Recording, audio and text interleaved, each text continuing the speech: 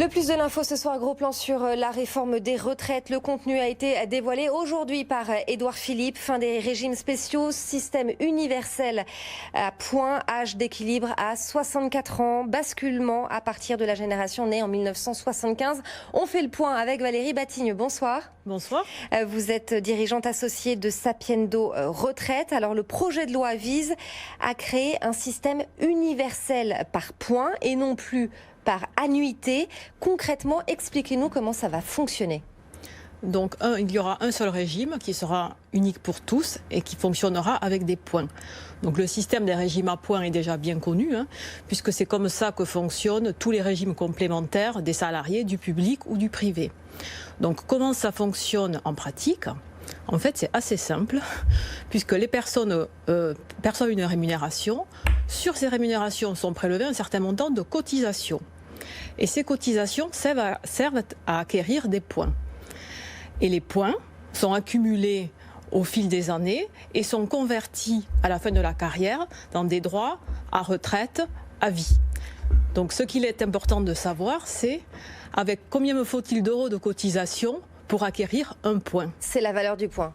C'est la valeur du point. C'est le coût d'acquisition du point. C'est-à-dire combien je dois payer pour acquérir un point. Et après, il y a une deuxième notion, c'est que vaut ce point. Avec ce point, j'ai combien de retraite. Voilà. C'est ça. Et Édouard Philippe a dit que la valeur du point ne pourra pas baisser. Comment ça va fonctionner du coup ? Chaque année, le pilotage, la gouvernance du système, qui sera pilotée et qui se sera définie dans une loi, va définir, comme c'est le cas chaque année à l'Agirc-Arrco, combien va valoir le point. C'est-à-dire à combien d'euros de retraite il va donner droit. Donc évidemment, le minimum, c'est qu'il ne baisse pas. Mais je dirais c'est vraiment un minimum. Ensuite, il faut qu'il augmente au minimum comme l'inflation et voir ce qui est prévu, qu'il suive la croissance des revenus d'activité. Voilà. Alors, ce nouveau système, il va rentrer en vigueur quand ? À partir de quand la bascule va être faite ? À partir de quelle génération ? Donc là, il y a eu une grande innovation aujourd'hui, c'est qu'il y a 2 dates d'entrée en vigueur différentes, selon que les personnes sont déjà cotisantes ou pas. Et ça, c'est nouveau. Donc pour les personnes qui ne sont pas encore cotisantes, c'est-à-dire les jeunes qui ne sont pas encore sur le marché du travail, eux basculeront dans le nouveau régime à partir du 1er janvier 2022. Donc eux, leur seul régime de retraite, ce sera le futur régime. Ça, c'est une nouveauté qu'on a prise aujourd'hui. Pour les personnes qui sont déjà cotisantes, seule la génération qui est née à partir du 1er janvier 1975 basculera dans le nouveau régime, et ce à partir du 1er janvier 2025. Donc là, il y aura un régime de retraite un peu hybride, c'est ça ? Voilà. Donc pour celles qui sont déjà cotisantes, il y aura un régime hybride. Pourquoi ? Parce qu'elles ne vont pas basculer du jour au lendemain sur toute leur carrière. C'est-à-dire la carrière qui aura été réalisée jusqu'au 31 décembre 2024 sera en quelque sorte photographiée. Les points et les trimestres acquis dans le système actuel seront convertis, seront calculés en euros, convertis en points du futur régime, mais bien calculés selon le régime actuel. Et à partir de 2025, elles basculeront dans le nouveau régime, et là, elles acquerront des droits du futur régime. Donc, elles auront un système hybride. Oui. Alors, autre annonce faite aujourd'hui, l'âge légal de départ à la retraite est maintenu à 62 ans, mais il y a aussi un âge d'équilibre à 64 ans qui entrera en vigueur en 2027. Donc, si on part avant 64 ans, la pension, on aura une décote de la pension. Si on part après, on aura un bonus. Donc, ça veut dire que pour partir à la retraite avec une pension complète, ça veut dire qu'il va falloir travailler plus longtemps. Alors ça dépend, puisque le système sera différent par rapport à aujourd'hui. Aujourd'hui, pour partir sans décote, il faut travailler un certain nombre de trimestres. Ce certain nombre de trimestres, ça dépend des personnes. Parfois, il est obtenu avant 64 ans, parfois il est obtenu après. Vraiment, ça dépend.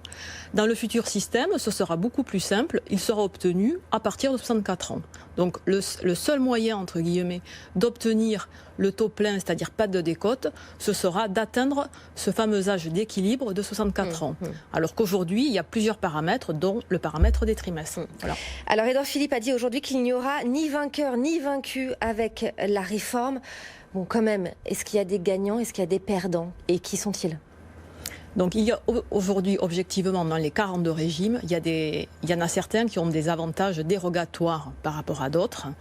Ce sont typiquement les régimes qui manifestent aujourd'hui, les régimes spéciaux, parce qu'ils peuvent être dérogatoires à plusieurs titres. L'âge de départ, qui est bien plus précoce que l'âge de 62 ans, et les formules de calcul, puisque la formule de calcul de ces régimes ne dépend pas, si vous voulez, des rémunérations acquises au fil de la carrière, mais dépendent de la seule rémunération des 6 derniers mois.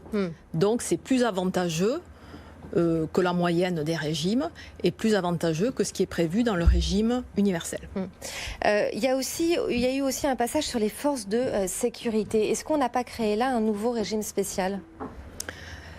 Il est prévu des dérogations pour certaines professions qui ont... Pompiers, gendarmes, militaires, etc. Ce sont les policiers, les agents d'administration pénitentiaire, etc. Ceux-là auraient apparemment leur régime préservé. Quid des plus hauts revenus, ceux qui gagnent plus de 120 000 euros ? Donc là, le principe a été réaffirmé. Les personnes qui gagnent plus de 120 000 euros ne cotiseront plus au-delà de 120 000 euros pour la retraite, donc elles n'acquerront plus de droits, mais en revanche, elles acquitteront une taxe de solidarité, mais qui ne créera pas de droits. Taxe de solidarité qui sera plus élevée qu'aujourd'hui, qu'à l'heure actuelle. Oui, elle est un peu plus élevée qu'à l'heure actuelle. Elle sera de 2,81. C'est à peu près 0,5 points de plus qu'aujourd'hui. Finalement, quelles sont les concessions que l'exécutif a fait aujourd'hui par rapport aux velléités des syndicats ? Donc il y a eu des assouplissements, des assouplissements en faveur des familles, puisque les familles de plus de 3 enfants auront droit à une majoration de 2%. Il y a eu des assouplissements en matière de transition de carrière, puisque le cumul emploi-retraite sera assoupli.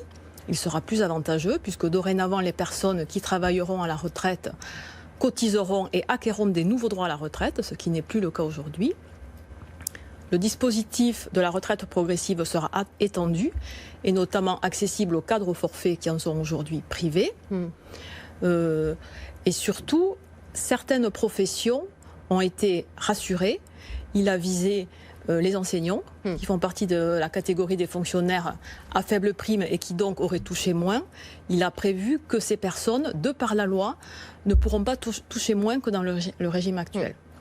Voilà pour ce projet de loi qui sera soumis le 22 janvier en Conseil des ministres et qui sera discuté au Parlement fin février. Merci beaucoup Valérie Batigne. Je rappelle que vous êtes dirigeante associée de Sapiendo Retraite.